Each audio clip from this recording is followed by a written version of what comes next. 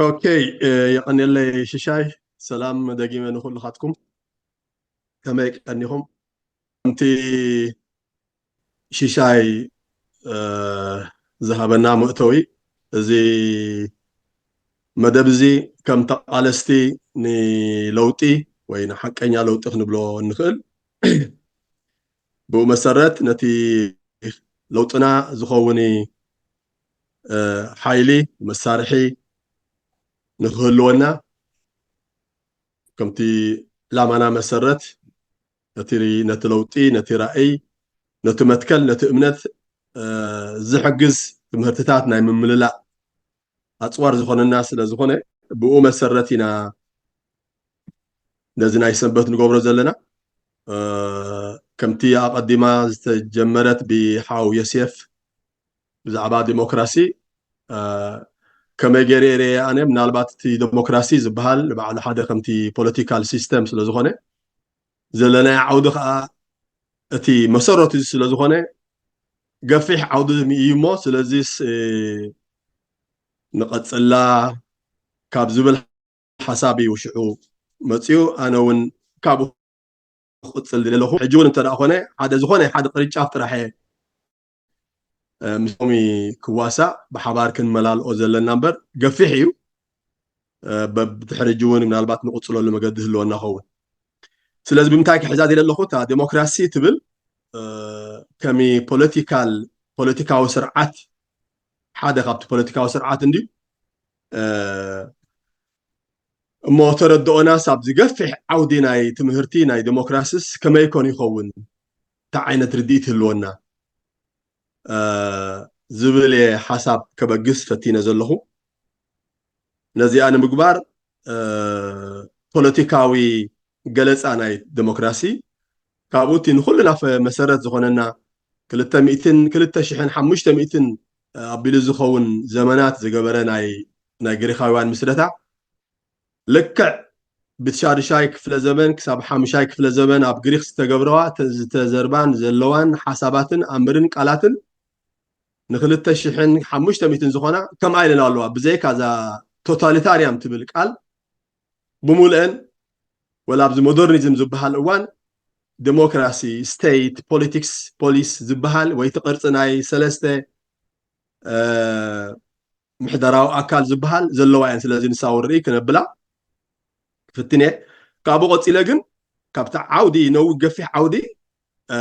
ዲሞክራሲ ኢልና ጥራሕ ንዝኸይድ እቲ ናቱ ፕሬሬኩሲት እንታይ ክንብሎ ንኽእል ጠለብ ወይ ከዓ ቅድመ ኩነት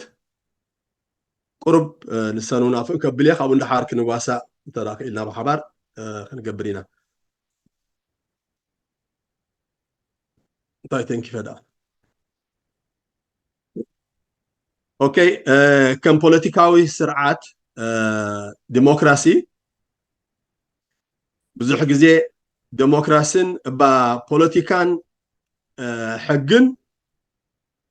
كمي مناتو ويكاب عد خم نبلو قال في اللاي بانتا زخونا قالاتين ابتو اشتخا كم حدا ارت ويكا خمس حدا طبب نبلو اذا ديمقراسي لا زي كله حجي ترينايو كابتناي امر ويكا فترة ناي ديمقراسياونت اب غريخ بشارشاي كفل زمن زمصاي نسخ انتاي نيرو كابتوم زنبروم سلسته قرص ناي منغستي تي ناي وحدات غزاتي زبحال ولا بانجليزي تاع نحن نبلو نخل اوليغاركي ወይ ከዓ አሪስቶክራሲ ማይ ምሁራት ናይ ጥበበኛታት ዋይስ ፒፕል ዝበሃሉ እቲ ሳልሳይ ከዓ ናይ ዲሞክራሲ ኢሎም ዝመፅኦ ቅድሙን ኣብኡ ምብፃሕ ግን ኣብቲ ዲሞክራሲ ስለ ዘይነበሩ ስለምንታይ ብውሕዳት ሰባት ወይ ከዓ ብኸማና ሰባት ንግዛእ ብሕጊ ዘይንግዛእ ዝብል ሕቶ ምፅኦም ቃልሲ እውን ገይሮም ኩናት እውን ገይሮም ድሕሪኡ تي ناي ريفورم زبل قدات أمسيوم يوم نابزياتيوم سلازتي كابي أبحاد حبرة السبت الطريف كاخون بحبار منبار مو بحق ناي مجزع زبل أمر ሕብረተሰብ ናይ ኣቴነስ ናይ ሎሚ ግሪክ ዝመሃዝዎ ሓደ ዓብይ ኣርት ወይ ከዓ ሓደ ዓብይ ጥበብ ዊስደም ዝበሃል ምዃኑ ይፍለጥ ፖለቲካ ክንብል ከለና ብዙሕ ግዜ ደቂ ሰባት ብሓባር ዝነብሩሉ ሓደ ኣርት ሊቪንግ ቱጌዘር ብሓባር ናይ ንምንባር ዝህበካ ጥበብ እዩ ዝበሃል እዚ ጥበብ እዚ ሕጂ እዚ ፖለቲካዊ ዳብ ዲሞክራሲያዊ ፖለቲካዊ ክንብል ከለና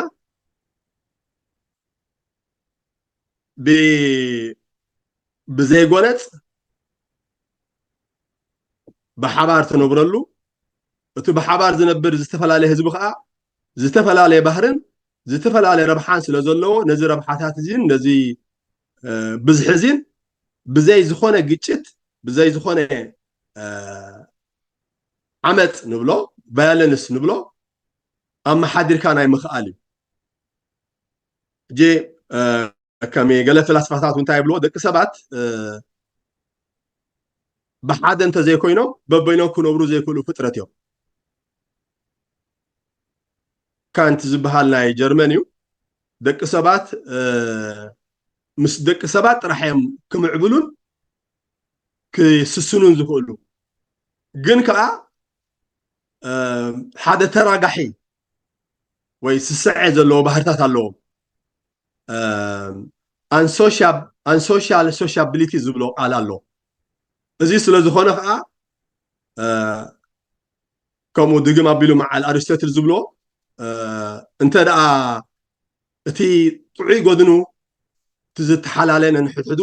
ዘለዎ ሰብ እንተ ደኣ ኮይኑ ደሓን እዩ ግን ሰብ ከምኡ ጥራሕ ዘለ ዘይኮነ ነንሕድሕዱ ስለ ዝተዓማመፅ ሕጊ የድልዮ ሕጊ ጥራሕ ይኽነብሮ ዝኽእል ስለዚ ተጠሪፉ ኣብ ፖሊስ ኣብ ሃገር ብሕጊ ይናበር ዝብል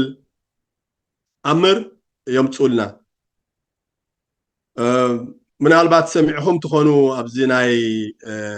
ኮት ናይ ጥንታውነት እዚ ሆመስ ሆሚኒም ሉፑም ወይ ከዓ ሆሞ ሆሚኒም ዴውስ ዝበሃል ኮቴሽን ኣሎ ላይትናዊ ቋንቋ እዩ እንታይ እዩ ወዲ ሰብ ብሕጊ ክነብር ከሎ እቲ ዝጠዓየ ናበይ መላእኽቲ ዘመሳስሎ ባህሪ ይፍፅም እዩ ሕጊ ኣብ ዝገድፈሉ እዋን ነዚ ርድእ እዚ ኣብ ርስዓሉ እዋን ግን ልክዕ ከም ተኽላ እንዳተበላልዐ እዩ ዝነብር ዝኸይድ ዝብል ኣምር ኣሎ ስለዚ እቲ ፖለቲካ ብከምዚ ክርድኦ ንኽእል ኢና ኣብቲ ዲሞክራሲያዊ ፖለቲካ ክንከይድ ከለና ማለት እዩ ሕጂ ነዛ ዲሞክራሲ ትብል ቃል ከመይ ኣምር ንፈልጣ ኢና መስለኒ ብልምዲ ስለ ዝኾነት ናይ ህዝባዊ ምሕደራ ማለት እዩ ህዝቢ ብገዛእ ርእሱ ክመሓደር ከሎ እዚኣ ታናታ ዲፊኒሽን ኣብዚኣ ግን እቶም ቀዳሞት ፊሎዞፈራት ናይ ግሪክ እቶም ዝዓበዩ ማለት እዮም ካብ ሶቅራጦስ ናቱ ተምሃራይ ፕላቶ ናይ ፕላቶ ተምሃራይ እውን ኣሪስቶትል ዝነበሩ ሰለስቲኦም ዝተፈላለየ መግለፂ የብሂቦማ ኣሪስቶትል ሶቅራጦስ ቀዳማይ ስለ ዝነበረ እዚ ዳ ናይ ፀወታ እንዳኣሉ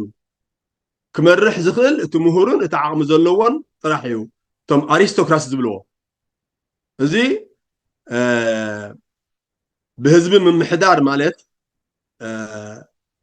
ነቶም በለፀኛታት ዕድል ምሃብ እሞ ኬኦስ ምግባር ማለት እዩ ፀወታ እዩ ዝብል ብዙሕ ክርክር ገይሩ ኣይተሰምዐን ግን ቀፂሉ ዘሰየብ ናቶ ተምሃራይ እውን ፕሌቶ ዝበሃል ማለት እዩ ኣብዚ ናይ ደ ሪፓብሊክ ዝብል ፅሑፉ እንታይ ዝብል ንሱ ኖ መጀመርያ ንመምሁሩ ስለ ዝቆተልሉ እቶም ደቂ ኣቴኔስ ኣዝዩ ምስቶም ዲሞክራሲያውያን ናይ ግሪክ ባእሲ ነይርዎ ካልኣይ ህዝቢ የመሓድር ማለት እንደገና ንስቲ መምሁሩ ዝብሎ ዝነበሩ እዩ ናብ ፀገም ናብ ብልሽውና ምእታው ማለት እዩ ምክንያቱ ህዝቢ ሓሳብ ጥራሕ እዩ ዘለዎ እቲ ኣሪስቶክራስ ዝበሃል እቲ በዓል ሞያን ምሁሩን ግን ኖውሌጅ ኣለዎ ፍልጠት ኣለዎ ስለዚ the leadership ናብቲ ዋይስ ማን ይኸውን ዘለዎ ዝብል ኣምር ኣምፂኡ زيون بزح كاتيعو ملو تقبلت هاي رخبن ناتو قصالاي تمهراي ارسطوتل ون نعود وجيموجن كوركت جيرو مهنياتو اتو مهرون زيرو زيرو تناي ولق سبات مريحنت وزيرو زيرو خابت تمهرتاوي طبباوي امته وطيو ابناي ولقاوي ازي ناي هابتاماتن ناي العلات كابتن حبرتسب استفلين اكايدات حساسبه حزيلو كيدو ابت قفعي ويكا انايتهم كالوت سبات زي محلاي كوردو سلازخل قبول ايكونن سلازي ديمقراسي قنعيو جن ملو ايكونن انتي دخونا لو نايتهم مهراتن توم اريستوكراسي زبلوم زلو نايتي اورديناري حزبي قنبر ويكا متحواس كونا لو فجي ولا توم مهرات توم بلوصات زبلو سبات يمرحوا ولا نامرحنا يمصو جن كونسنت زي صبغ دليتن فقادن ناي ممرحهم زهوبهم تهزبو خونا لو سلازي كابتوم بتومكرون بالمادن عقمهم زلوهم مستم بقعتن طببن فلسفنا اللهم زبحالو تقنابيرهم بحبار قيمهم يوم منجستو قوم زلوهم زبل دارغا نابزنا يلومي زلو وكلنا زمسل ديمقراسي ابليم تصيو مالتي تي ناي مጨረሻ ዴፊኒሽن بو مسرت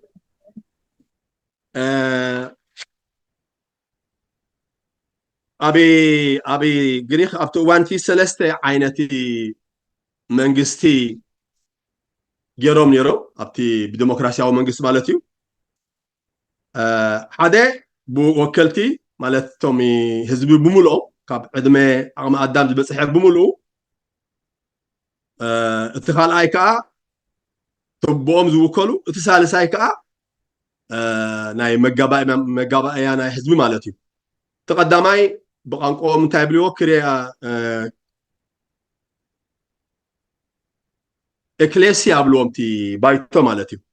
زي بايتو زي 4 تو حدا 4 جي اب عمت يكب كسب 4 شحود ابالات اللي سلازي حزب خبحال كله بقى خمزناي حداركا معلتي خاتو غبرون يركبت وانتي تي ابز غابا اجن توم 400 شح نبلوم زلنا دك تبعتيو عقم ادان بصحو طرحين سبيتي زي ود عدي بارايو ابزي اتونيو ابتو وانتي زي كل مسل فتح عندها تبعها خلو ناي باريا ليجيتيماسي ونيريو اتخال ايكا خمزي بيت مخرخم لو نخلينا وي توكال حزبي 500 سبات كوينوم نابت حزبي زخدو زمصو حقتاتن ريتون زسرحوان كوينوم ات حزب خا في بايتو زبلنا ويكا اكليسيا زبلنا ونسخ ازز دقلو مالتي اترابع ايكا نا كاب 30 عدمه بات 30 اكل كاب 30 عدمه نلعل زلوو ما حزباو مغابايا ويكا دي كاستيريا زبحال بتم قنقو مالتي كساب 500 جوريس وي حقاوي فلطو زلوم اكلات زمرحو سلازي بز ثلاثه زي قريصو نيروم كابتي ثلاثه عينت منغستي اب ديمقراسي مصيوم تحدنتايو تي ناي وحدات مغزاتي ممحدار اوليغاركي زبحال ويكا ارستقراطي خا ناي مهورات ناي العلات ناي هابتامات እዚ ኩሉ ተነፅጉ ኣብ ምንታይ ወሪዱ ናይ ዴሞክራሲያ ናይ ህዝቢ ሩል ኦፍ ደ ፒፕል ማለት እዩ ናብኡ ወሪዶም እዚኣ ምስቲ መሰረት ከዓ ዘን ሰለስተ ገይሮም ከምዚ ሎሚ ኣብዚ ዘመናዊ ዴሞክራሲ ዝመሳሰል ዘለዎ በፂሖ ማለት እዩ ስለዚ እዚ ከውን ከሎቲ ናይ ዴሞክራሲያዊ ኣመፃፅኣ ናይ بغري قبل زمص استمهزه ابتا مጨረሻ ارسطوتل زبلا ግን حوسواس ናይ ዘጋታት ብሙሉኡ ደረጃታት ዘሎ ኮይኑ እዚ ኮሌክቲቭ ፖለቲካል ሩል ዝበሃል ግን ክህሉ ኣለዎ ብል تمالت زي بوليتيكا رول كبحال ترى خوينو كل ساب بختة تبصحو وساني بوليتيكا نبعلو كمين أبين منين يوسن بزعبة حزب سلازخونه إذا كولكتيف رول حبيركا بوليتيكالي موسان እታ መሰረታዊት እያ ምክንያቱ ኣብኣ ኩሉ እቲ ነባራይ ናይቲ ህዝቢ ኣብኣ ስለ ዝሳተፍ ከምዚ ሎሚ ንብሎ ዘለና ማጆሪቲ ሩል and the minority ከዓ ናቶም መሰል ይሕሎ ዝንብሎ ሽዑ ብቲ እዋን እቲ ኩሉ የምፅእ ንኩሉ ከዓ መሊስካ ትኽእል ወይ ዕጊብካ ክትክእል ኣለካ ዝብል ኣምፂዎ ስለዚ እቲ ሎሚ ንባዕሉ ፖለቲካ ማለት መንግስቲ ናይ ህዝቢ መንግስቲ ብህዝቢ መንግስቲ ንህዝቢ እቲ ዲሞክራሲ ምምሕዳር ምምራሕ እዩ እዚ ግን ህዝብን ብህዝብን ኣብ ህዝብን ኣብ ከተማ ከም ዘጋታት ኮይኖም ዝነብሩሉ ብሓደ እዩ ስለዚ ፖለቲካ እንተዳ ክህሉ ኮይኑ ወትሩ ናይ ጥበብ እቲ ኣርት ዝብልዎ ናይ ፍልጠት መድረክ ናይ ክትዕ ክህሉ ኣለዎ እዚ ምስ ዘይህሉ ፖለቲካ የለን ክበሃል ይከኣል ማለት እዩ ማለት እቲ ፖለቲካ ክንብሎ ከለና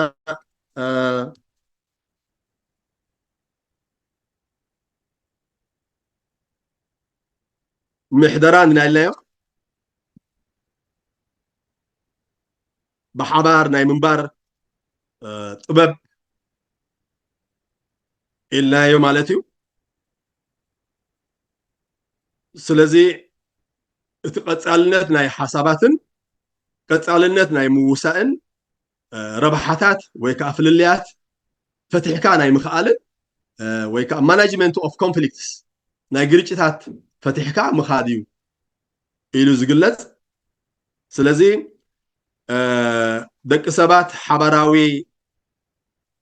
መጻኢ ኣብቲ ብሓባር ዝነብሩሉ ክልተ ነገር የማልኡ ሓባራዊ መጻእን ሓባራዊ ረብሓታት ዝጋጨን ስለ ዘሎ ነዚአን ፖለቲካሊ ኣመሓዲርካ ክትክእለን ኣለካ እዚ ከዓ ኩሉ ሰብ እቲ ብቐጻሊ ዝኸይድ ናይ ሓሳብ ባእሲ ምዝህሉ እዩ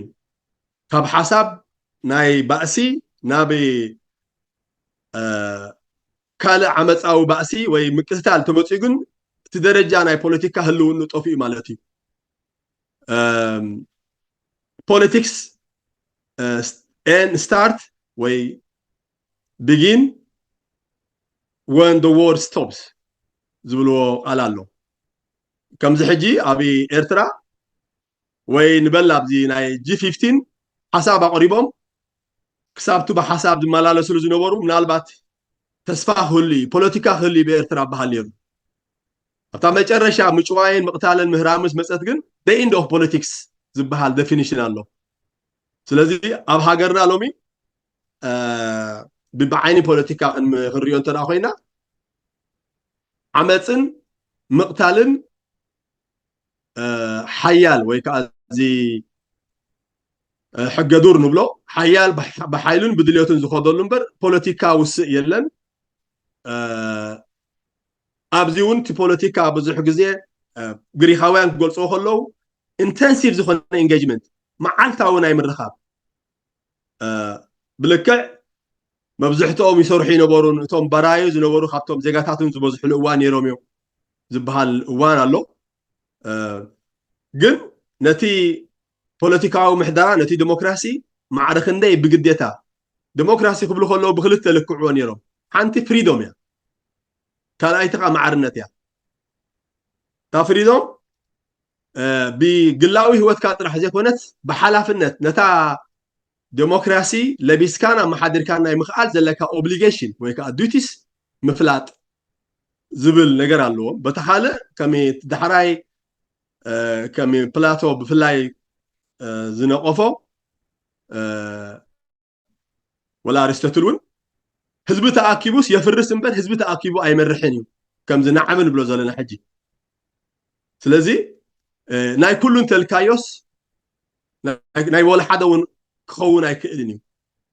زبل مغوتون يوم تنيرهم سلازي خابو تبغيسهم أبت ناي وكلنا زلوا ديمقراطيون دحراي بفلا بز دحراي دحري 10 شو منطق في الزمن 19 في الزمن أبي أوروبا زم عبله نسو مصي مالتي جن هذا ناي بوليتيكا ديفينيشن انت دخليو بزح غزي بوليتيكا زملكوتون زي ملكوتون سب كم زلو إنا نريو جن بوليتيكا حبيركا ناي منبر طبب انت النايو كبوليتيكا ولا حدا اكزمت ወይ ነፃ ዝኾነ ሰብ የለን ኩሉ ዜጋ ኣብ ፖሊስ ወይ ከዓ ኣብ ስቴት ዝነብር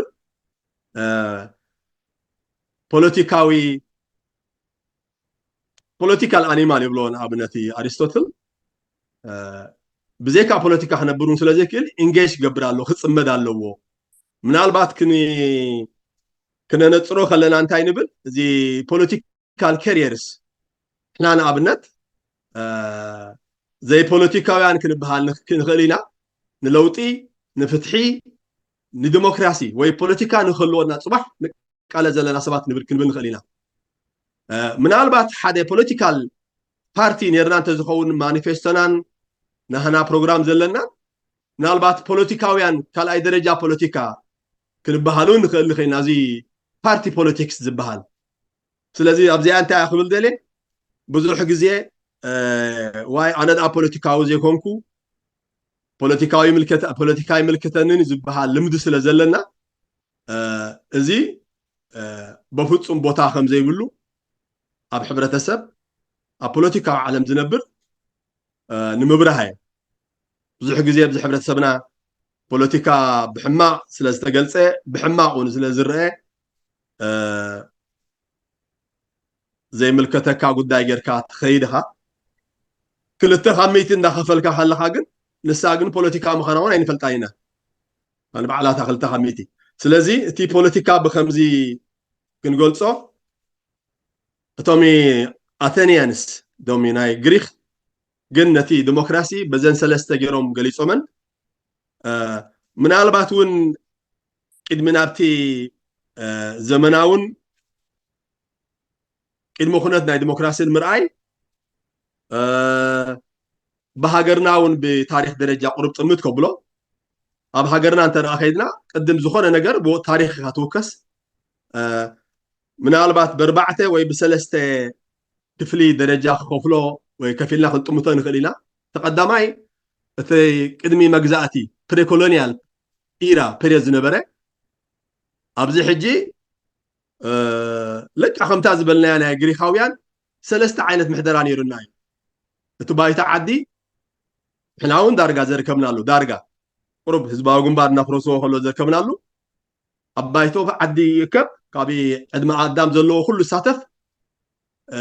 مم حضرتي ويكا وداتنا يعد زبهالون الله زب عدي درجه مالتي ምናልባት እቲ بهاجر درجه بوردا درجه باوراجا درجه قربي افلطون غدلن خيليو ازيلو እቲ ሳለሳይ ከምዚ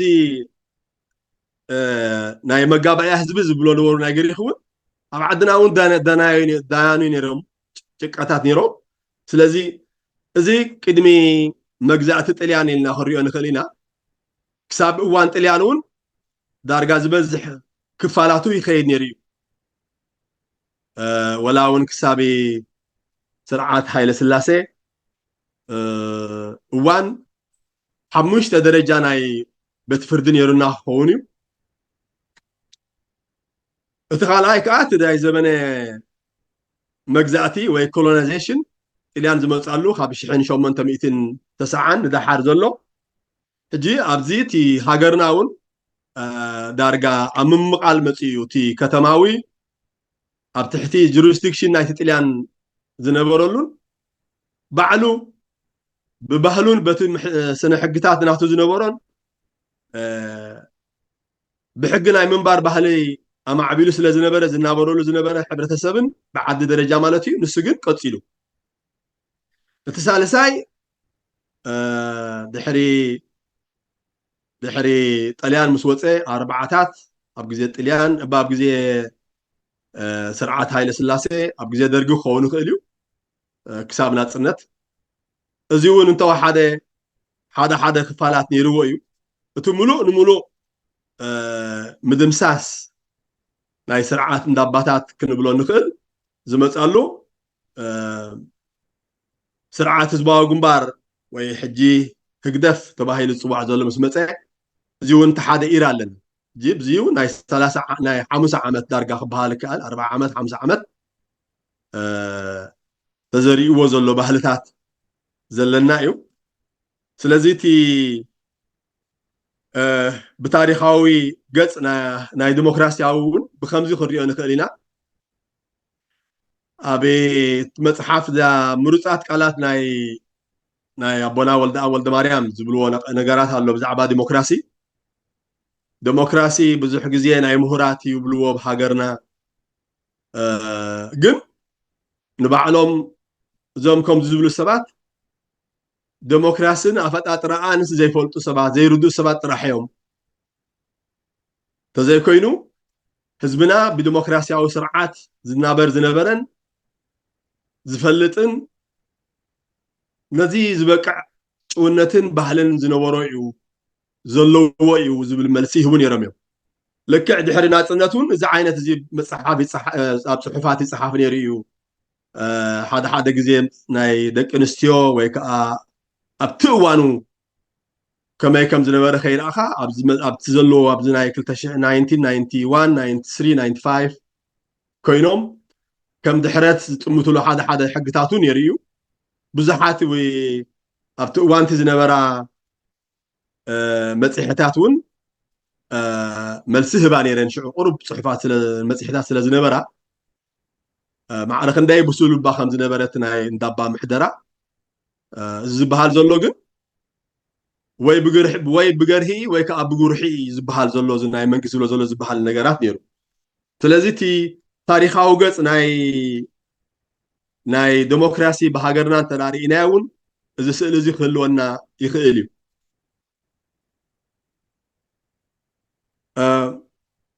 ዲሞክራሲ ብከምዚ እንተዳ ጠሚትናያ ካብዚ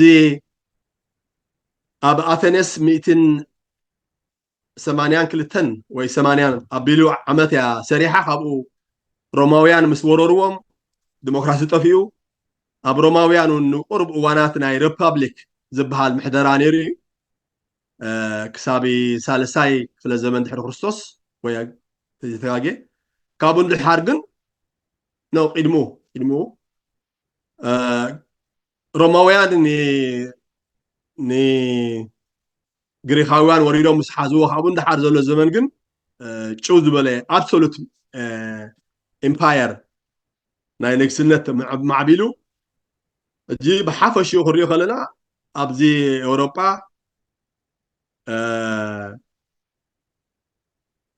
ክሳብ 18 ክፍለ ዘመን ክብሎ ንኽእል ኢና ኣብቲ ናይ ዲሞክራሲያዊ ገጽ ቁሩብ ዘርአ ኣብ ናይ ፈረንች ሬቮሉሽን ወይ ከዓ ናይ ኣሜሪካ ውሽጣዊ ሲቪል ዎር ዝነበረ ኣብ ፌደራላዊ ዲሰንትራላይዝ እዚ ናይ ፊላደልፊያ ኮንቬንሽን ኣቢሉ ጥራሕ ክርእ ክኢሉ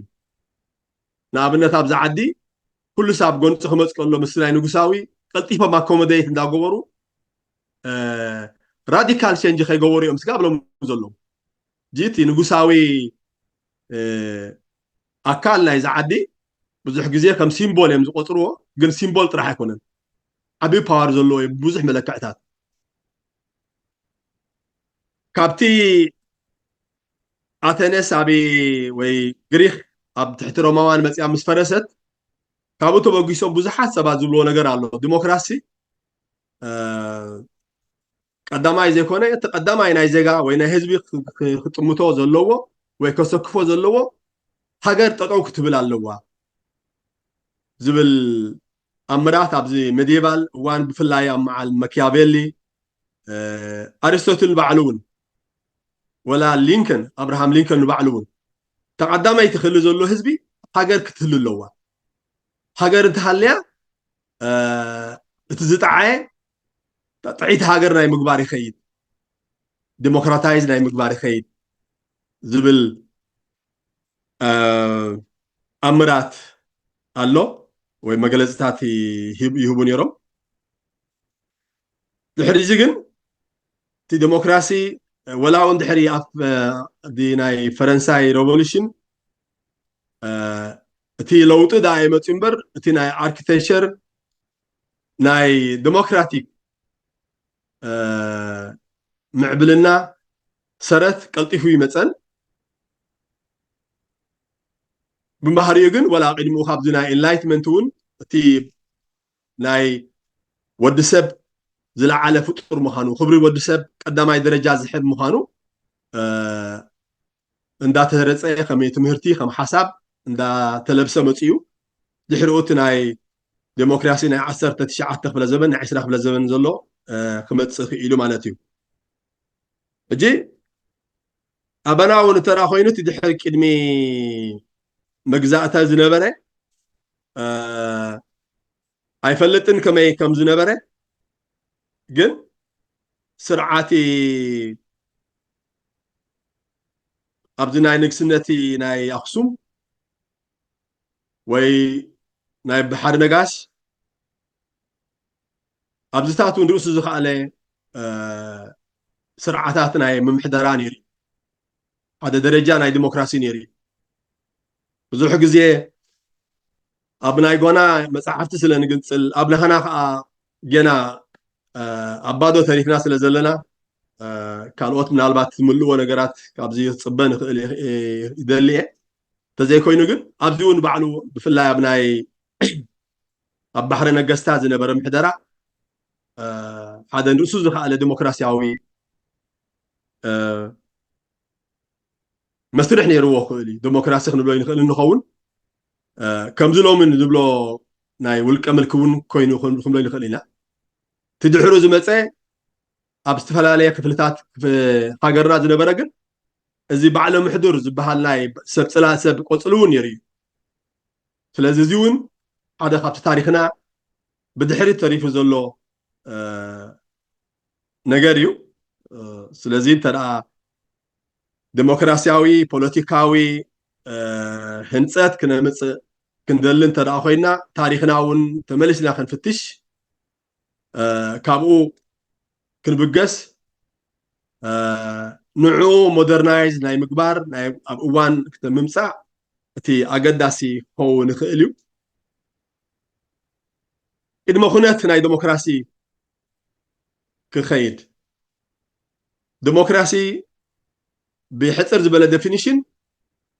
ብህዝቢ ናይ ህዝቢ ንህዝቢ ዝብል ቃል ኣሎ ኩሎም ፖለቲሽያን ዝገልፅዎ democracy of the people by the people for the people እጅብዚ ብዙሕ ሓደጋ ከም ዘለዎ እዮም ዝገልፁ ኩሉ መራሒ ክኸውን ስለ ዘይክእል ናይ ህዝቢ ክኸውን ኣይክእልን እዩ ሕጂ ኣብቲ ናይ ውክልናን ኣብቲ ተፀምዶ ናይቲ ህዝቢ እቲ ዲሞክራሲ እቲ መንግስቲ እቲ ሃገር ናይ ህዝቢ እንተደኣ ኮይኑ ከመይ ገይሩ ይቋፃፀሮ ከመይ ገይሩ ይውንኖ ዝብል ሕቶ እቲ ሰንትራል እቲ ማእኸል ዘሎ ጅብ ዲሞክራሲ ተናኺድና ክልተ ነጥቢ ኢና ክንልዕል ሓደ እቲ ሶቨሬኒቲ እቲ ልዕላውነት ናይ ህዝቢ ስለዚ ህዝቢ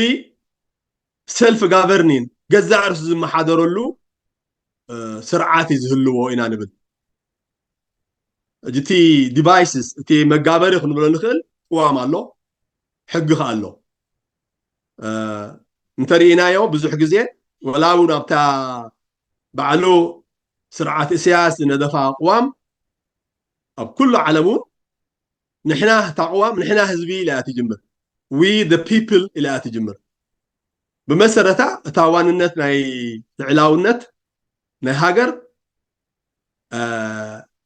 تا ግሪኻውያን ዝበልዋ ዝበልኩኹም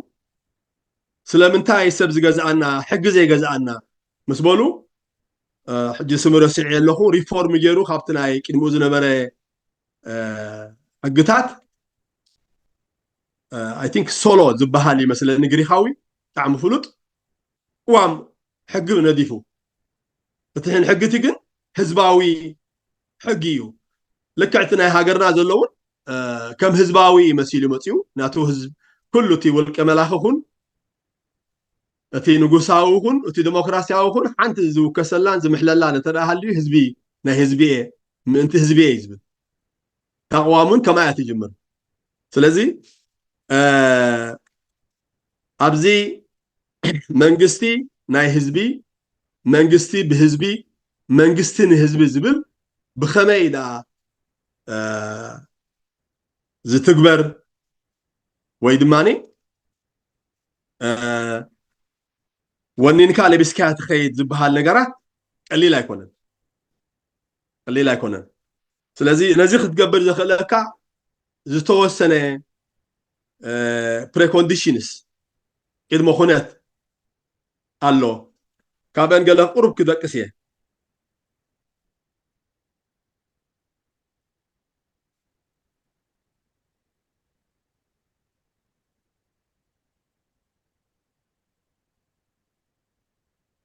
فقرات على قلت غير تصنيح مثلا الكمبيوتر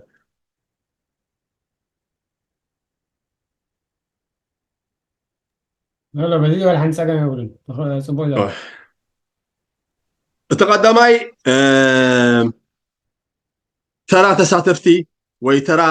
ዘጋታት እዩ ጂ ተራ ክንብል ከለና ዲሞክራሲ ነቲ ውክልናዊ መንግስቲ ናይ ዝለዓለ ድምፂ ዘለዎ ናይ ማጆሪቲ መንግስቲ ዝኸውን ዘሎ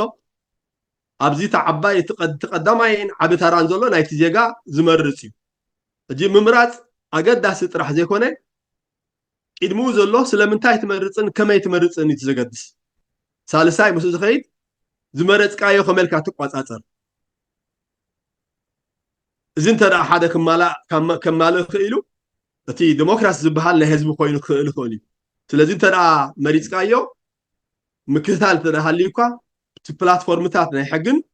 ናይቲ ኣቕዋም ትካላዊ ነገራት እንተደኣ ሃልዩካ ናይ ምውራዱ ዕድላትን ክህልወካ እዩ ስለዚ ንቕሓት ህዝቢ ተሳታፍነት ህዝቢ ድሌት ህዝቢ ብፍላይ ካ ኢንካሬጅን ምትብባዕ ክሳተፍ ኣብ ፖለቲካ ምግባር እቲ ቀዳማይ ረቑሒ ኣብዚ ብዙሕ ግዜ ሕማቕ ኢምፕሬሽን ዘለና ናይ ፖለቲካ ናብ ምቕራብ ሕማቕ ርድኢት ዘለና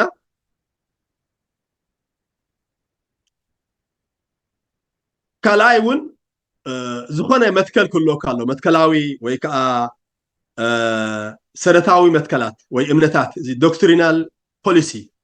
ክህልወካ ኣሎ ከምዚ ዝብል ፖሊሲ ናይ ንስኻ ትምርሓሉ ምስ ገበርካ ርድኢት ናይቲ ኩሉ ህዝቢ ናይቲ ብቲ ዲሞክራሲያዊ ምሕደራ ዘሎ ኮንሰንት ዕግበትን ተቐባልነትን ወሳንነት ኣለዎ ስለዚ ክትዕግብ ትኽእል ኣለካ ክዓግብ ክኽእል ኣለዎ ክቕበል ክኽእል ኣለዎ ተቐቢሉ እውን ናቱ ክውንኖ ኣለዎ ክሳብ ዘይወነኖ እቲ ዲሞክራሲ ዝበሃል ተወኪሉ ዘሎ the principle of delegation ተወኪሎም ዘለዎ ሰባት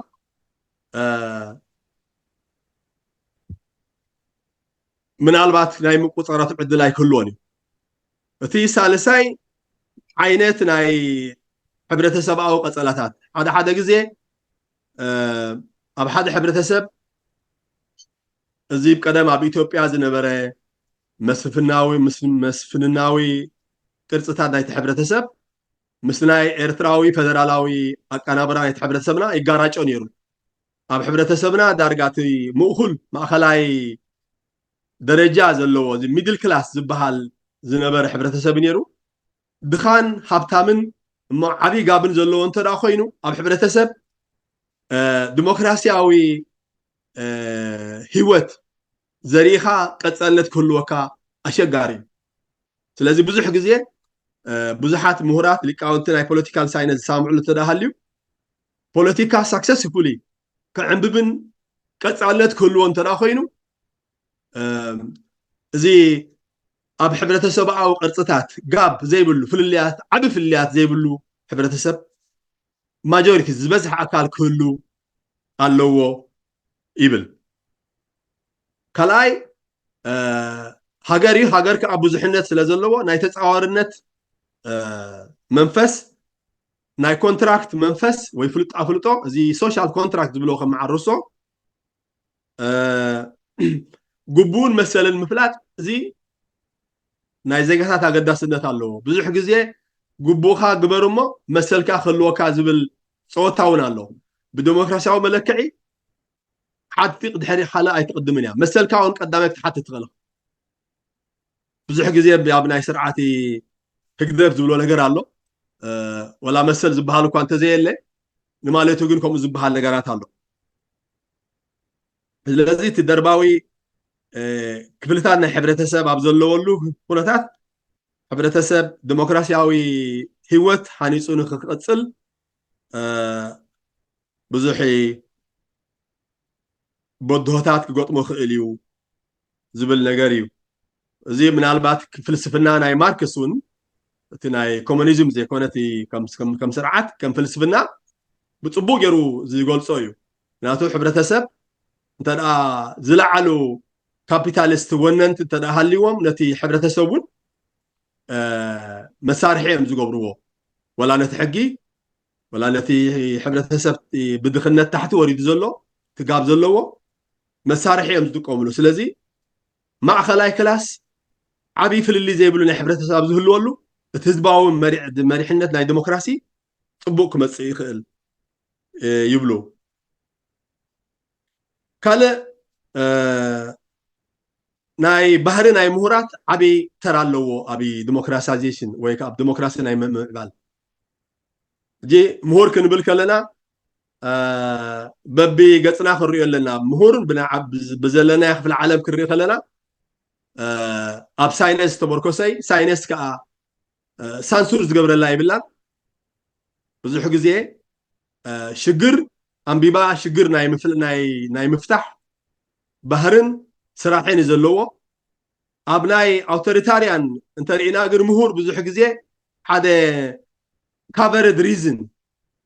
ዕቡጢ እቲ ሓብዩ ዘሎ ናይ ጃስቲፊኬሽን መሳርሒ ዝኾነሉ ብዙሕ ግዜ بعدنا ጥራሕ እንተሪእና ሰለስተ ወይ ከዓ ኣብ ሰለስተ ቢለ ክሪኦም ክኽእል ኣነ ፐርሰናሊ ሓደ እቲ ምስ ስርዓት ዘሎ ናይ ምትላል ስርዓት ስራሕ ጥራሕ ዝሰርሕ ነቲ መንግስቲ ከም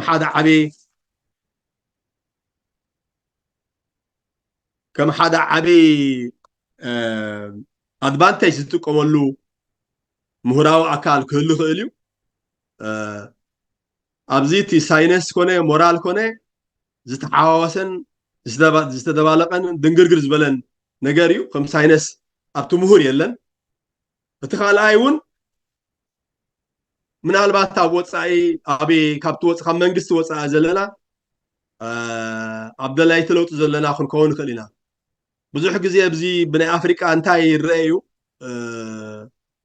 ሓደ ዲታሽድ ወይ ተነፅሎ ካብቲ ስነ ልቦናን ካብቲ ሕብረተሰብን ዘለዎ ምሁራት ኣለዉ ወይ ከዓ ዝተወርሰ ሜንታሊቲ ኮሎናይዝ ዝኾነ ሜንታሊቲ ኣሎ ዝከረኒ መማህርተይ ሓደ ወዲ ኬንያ እንታይ ይብል ነይሩ ብዙሕ ግዜ ምሁራት ናይ ዳንኤል ኣራፕ ሞይሲ ንዑ ንምሕጓስ ጥራሕ እዮም ዝሰርሑ ንሱን ትመራሕኦም ከዓ ክንዲ ኣብ ገጠር ዘለው ህዝቢ ርኢኻ ንዑ ሽግርን ፍታሕን ምድላይ ንወፃኢን የአውሮጳ ከይትካ ረድኤት ምልማን እዩ ዝቆሎም ዝብል መግለፂ ይህብ ነይሩ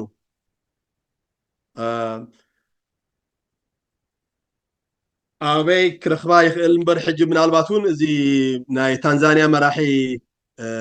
ዝነበረ መን ሽሙ ንሱ እውን ንበዓል እዚ ነረረ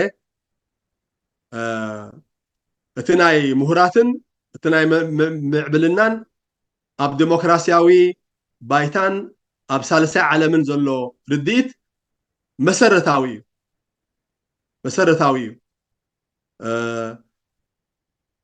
يبلو سلازي مهورات مبزوحة جزء أب قرن أبي أفريقيا زلو ويك أبي تحتي والكملاخ زلو وي تي كولونيال منتاليتي جنا عفيننا زلو هو نخل وي مسارحي نايتي سرعات بناي اوبريشنزم مقد خو نخل تسالساي من البات زو حدا خو نخل داغماي نممهار مثل لبونا نايتي حبرتسب نايتي زلو حبرتسب تلازيبون امبيبون كملئن داغماي سنفلطتاوي عقمتات كدلل زخل مهور خو نخل سلازي مهور عبد تراخم زلو بزناي ديمقراسي ام معبال رديتكا ام منصار اترديتون بقع نخون كابت حزبي ويابت حزبي زلكا تلاغبو ملغاب عقمتات وي وصيتاو خغبرو زخل ملكعتات مزهلوكا ايو لينا نخوينا من البات بزعبا ايرترا هاجراونت مستزاربه زحاد حونا تولدي زبحال مسلني ابي ناي تግራይ ብዙحي زغرمي اقلالصنا رينا نالباتي بنصر قليص واي زبل انا نابنت دا سمعنا هنوكي اريسات انتروديس كغبرا طرح كله نتا امر بفص ما يترداد نتا قلصا خلو طرح برسا اجي ازينو بعلو بزح غزي استزهرقه اتحساسبا ويزر حقي اتحساسبا زونونو ناي مهورات كنبلو نخينا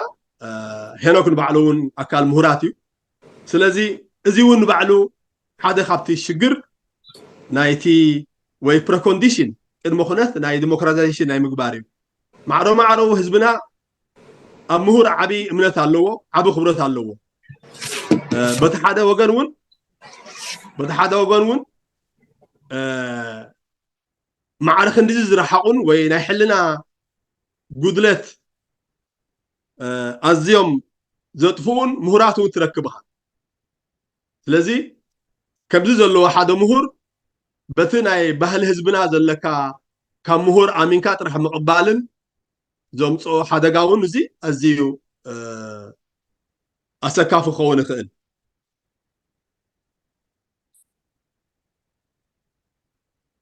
حمشيتي عينت ناي منغستاو تكالات مسرتاويان وحسنت ناي ديمقراسي زبحال بتن سلسته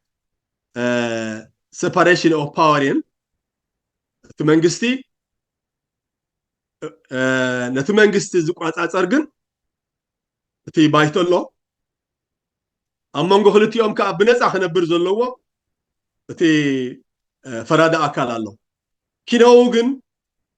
ብዙሕ ናይ ዲሞክራሲያዊ መለክዕታት አሎ ንኣብነት ናቢ ወረዳ ከይድ ክእል ናብ ኣውራጃ ከይድ ክእል ናብ ከተማ እውን ክኸውን ይኽእል ኣብዛ ዓዲ ኣብ ዘለኹ ዓዲ ዩናይትድ ኪንግዶም ፈደራል ኣይኮነን ዩኒታሪ እዩ ሕቡር እዩ ግን እዚ ዶቮሉሽን ኦፍ ፓወር ዝበሃል ኣሎ ንስኮትላንድ ዳርጋ ከም ሃገር ዓይነት ይፈልጥዋ ንኢንግላንድ ማዕረኾሙ ዝኾነ ፓወር ኣለዎ ንዌልስ ወይ ከዓ ኖርዘርን ኣይላንድ ናይ ገዛ ርእሶም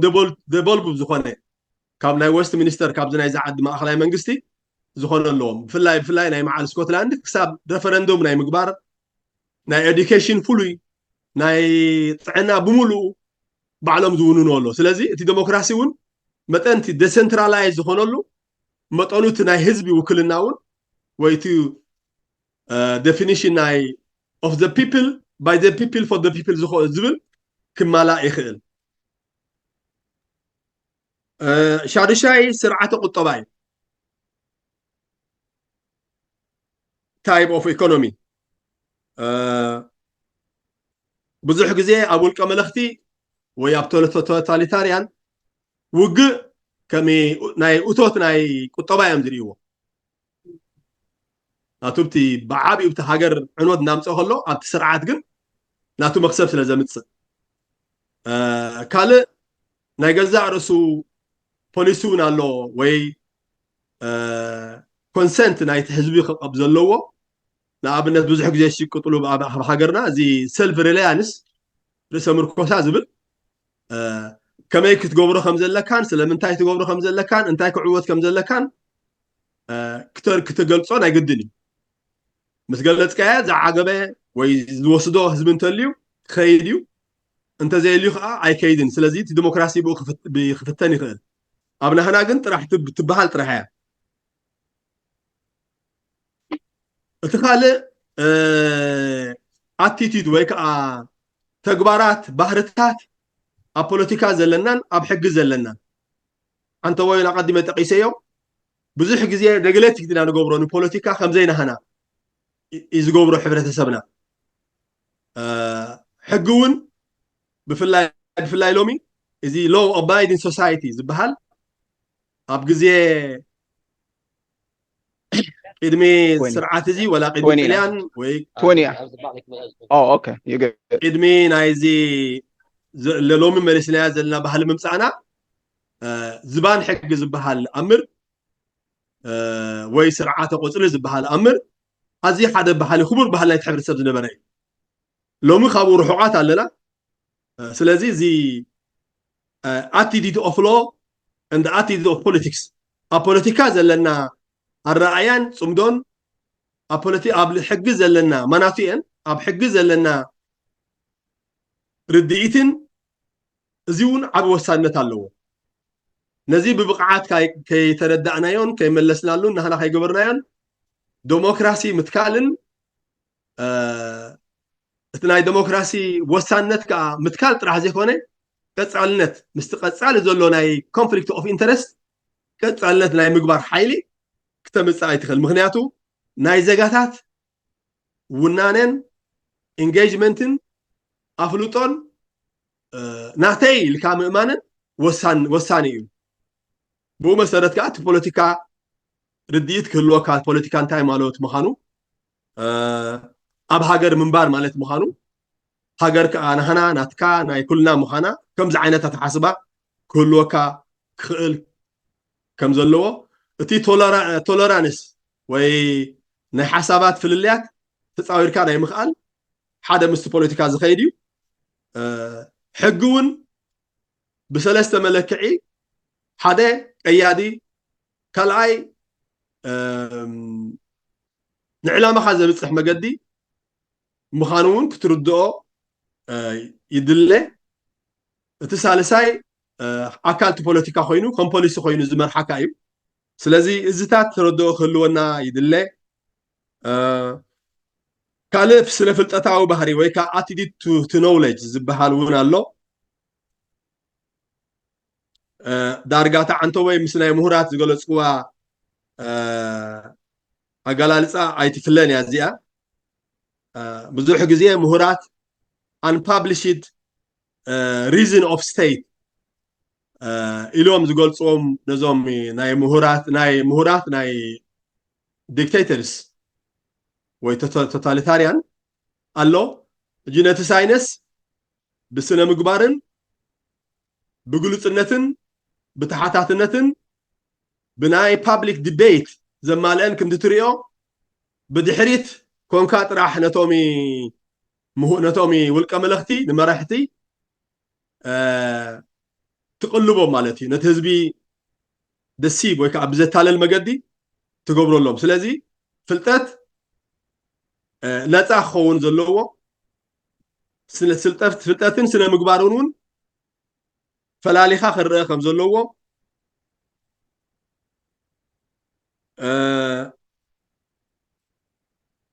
መወዳእትኡ መሰረቱ ግን ናይ ፓብሊክ ዲቤት ናይ ህዝቢ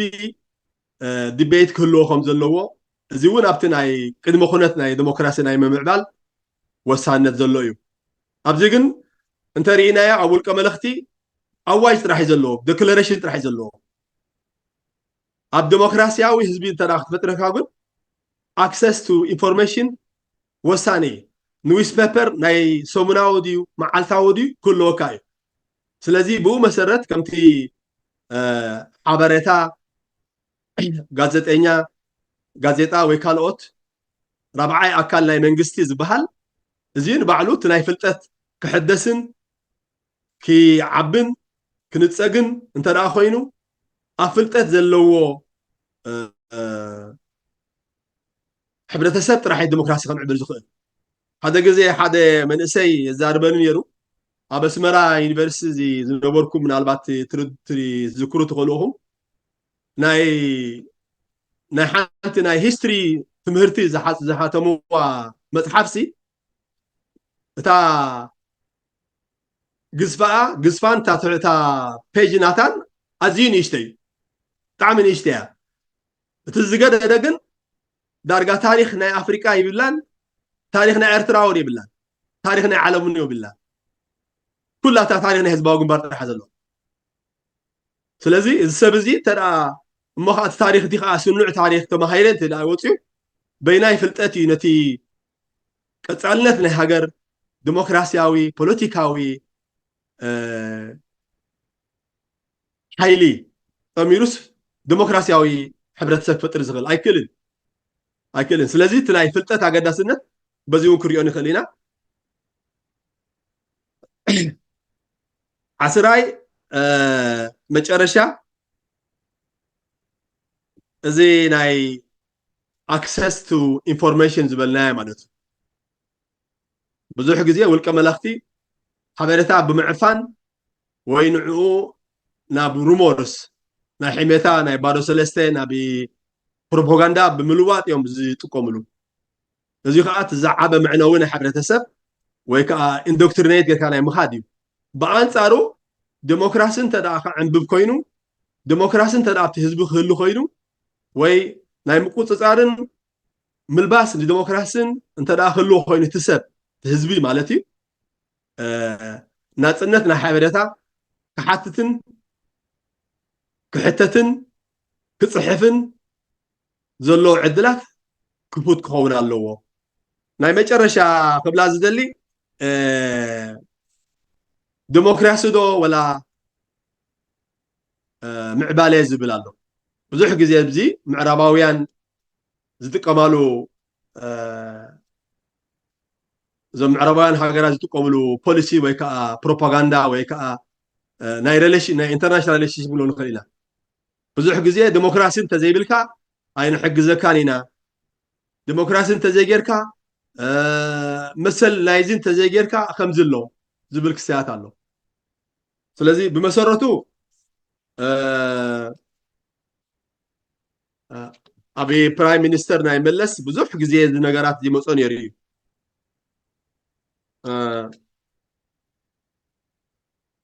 ብመሰረቱ እቲ ዓይነት ፖሊሲ እዚ በበይኑ ርእሱ ዝኻለ ዲሞክራሲ ርእሳ ዝኻለት ምሕደራ ዘለዋ እዩ ቁጠባዊ ምዕባለ ከዓ ናይ ርእሳ ዝኻላ መገዲ ዘለዋ እዩ ምናልባት ዝኾነ ዓይነት ለበል ቁጠባ እንተዘይብልካ ዲሞክራሲ ሂወት ክህልዎ ይክእልን ብኣንፃሩ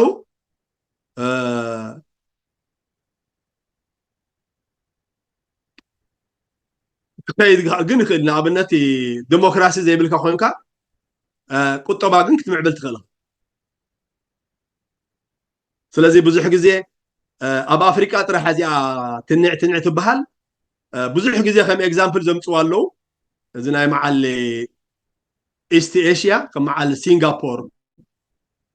ወላ ንባዕለን ዘን ምዕራባውያን ሃገራት ኣብ ድቕ ዝበለ ኣውቶሪታርያን ከለዋ ወይ ድማኒ ኮሎናይዝ እንዳገበረ ንኣፍሪቃ ንዕብል ኣምፅየን ብርግፅ ኣብ ዲሞክራሲን ኣብ ዴቨሎፕመንትን ክንገብር ከለና ጉድ ጋቨርናንስ ዝበሃል ማእኸላዊ መገዲ ኣሎ ግድን ኣይኮነን ምርጫ ክትገብር ኣብ ዓድና እንተዳ ሕጂ ለውጢ ምፂና ዲሞክራሲ ስለ ዝተባህለ ናብ ምርጫ እንተዳ ክንጎዩ ኮይና ዕቡዳት ኢና ክንከው ማለት እዩ ዝሓለፈ እዋን እውን ሓዊ ፍስሓ ቁሩብ ካብቲ ዘሎ ፀገማት እቲ ወዲቕናያ ዘለና ውጥቀት ክገልጽ ገይርዎ ነይሩ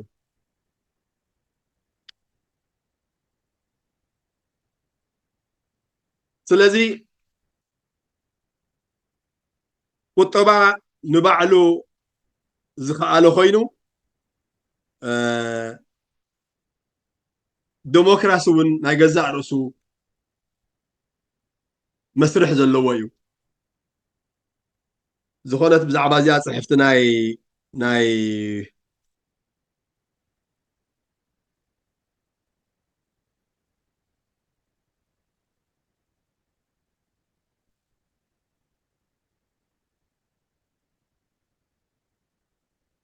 እወ ግድን እዩ ብዙሕ ግዜ ዲሞክራሲ ቅድሚ ምግባረይ ክበላዕ ኣለኒ ዝብል ኣርእስቲ ኣሎ ዲሞክራሲ ቅድሚ ምድላይ እቲ ቤዚክ ኒድስ ክህልወኒ ኣለዎ ዝብል ኣሎ ስለዚ ሓደ ግዜ እውን ዲሞክራሲ ሓደ ዓይነት ምርጫ ዳኣ ነበር ሓደ ዓይነት መሰረታዊ እውን ከም ዘይኮነ ወይ ሓደ እውን ሌክዠሪ ከምዚ ከምታ እንተወ ዝበልካ ሃገር ምስ ሃለወት ጥዒት ሃገር ንምግባር ዝውሰድ ሰከንድ ስተፕ ዳኣ ነበር ከምዚ ሎ ብዙሕ ግዜ ዝዋጣወጥ ጉዳያት ኣይኮነን ዝበልናዮ ነገር እዩ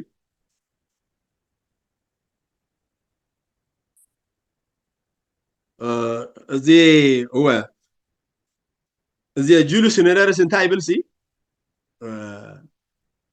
ዲሞክራሲ ምዕባለ ኢልና እንተደኣ ጨሪሕና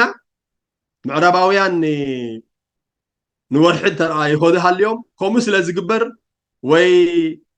ህንፃታት ስለ ዝሃንፁ ከምኡ ክንገብር የብልና ንሕና ከዓ ማይ ክነስትዮም እቶም ኣብ ገጠር ዘለዉ ማይ ዘይብሎም ናብኡ ክንከይድ ኣለና ዝብል መልሲ ይህብ ነይሩ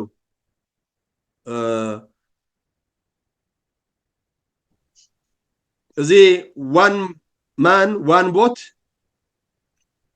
ሓደ ሰብ ሓደ ምርጫ ብዙሕ ግዜ ኣብ ዘብፅሓና ነገር የለን ቅድም ቀዳድም ፕሪንሲፕል ናይ ተመጊብካ ምኽኣልን ናይ ነርካ ምኽኣልን ክረጋገፅ ኣለዎ ዝብል ትምህርቲ ኣሎ ኣጋጣሚ ብዙሕ ዝረኣኽዎ ነገራት ጥርፍ ኣቢለ ከምፅኦ ይከኣልኩን ብዘብዘብ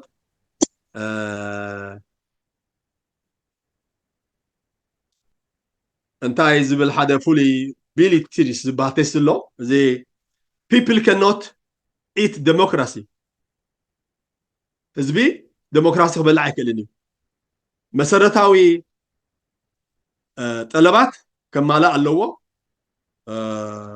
ኣባና ዘሎ ውጥቀት ሕጂ ቅድም እቲ ስርዓት ምስ ኣለኻ ክግበር ዘለዎ ዓበይቲ ነገራት እቲ ሃገር ሰብ ክህልዎ ኣሎ መጀመርያ ሰብ ክህልዎ ኣሎ እቲ ሰብ እውን እቲ ቤዚክ ናይ ምንባር ከማልእ ክእል ኣለዎ ነዚታት ኤግዛምፕል ዘምፅዎን ግን ካብ ደቡብ ኮርያ ሲንጋፖር ቻይና ንባዕላ ቻይና እውን ሕጂ ሓደ ዲሞክራሲያዊ ሃገር ኣይኮነትን ግን ናይ ቁጠባዊ ፍሪዶም ዘሎ ሓደ ግዜ በዚ ናይ ፕሮዳክሽን ጌርካ ንኤክስፖርት ናይ ምግባር ካብዘን ናይ መዓል ካናዳ ካብ ናይ ካልኦት ሃገራት ንላዕሊ ፍሪ ክሳት ከም ዘለዎም ይረአ እዩ ስለዚ እንታይ ክብል ደልየ ብዙሕ ግዜ ዴቨሎፕመንት እንተደኣ ዘጌርኩም እባ ዴሞክራሲ እንተደኣ ዘየለ ዲሞክራሲ ዝኸውን ንምዕባለ ዝኸውን ነገራት ከም ሓገዝ ከም ካልእ ፕሮኮንዲሽን ኣይንገብር ኢና ዝበሃል ነገራት ኣሎ ምስቲ ናይ ዴቨሎፕመንት እንደ ሂውማን ራይትስ ግን ዲሞክራሲ ርእሱ ዝኸኣለ እቲ ዲሞክራሲ ክስራሕ እንተኮይኑ ከዓ መሬት ክህልዎ ከም ዘለዎ መሬት ክበሃል ከሎ እቲ እንተወ ሓደ ሰርተይ ለበል ናይ ምዕብልና ክህልወካ ኣሎ ኣብ ጥራሕ እግርኻ ዲሞክራሲ ክግበር ከም ዘይክእል ኢለ ክገልጽ غلطا قرب حواويسيو مثلا لو معنتي بزيا تطو كبلمو بحبار كاب حتون كاب ريتون كنملالو يغني لي كلهاتكم يغني لي شيشاي